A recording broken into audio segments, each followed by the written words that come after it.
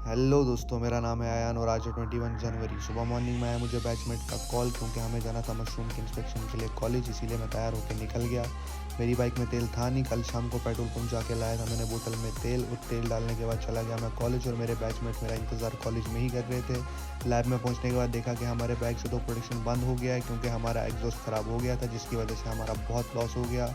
और जो हमने अब नया पंखा लगाया था वो प्रॉपर वर्क कर रहा था, जिसकी वजह से हमारे कुछ बैग में प्रोडक्शन आना शुरू हो गया था और रूम में मॉइस्चर आना भी क्रिएट हो गया था। अब करते हैं सारे बैग्स में प्रोडक्शन आने का वेट, फिर करते हैं मशरूम को सेल। बने रहे आप मेरी वीडियोज़ में, और जो मेरे चैनल पर नया है वो फॉलो और सब्सक्राइब करना ना भूलें।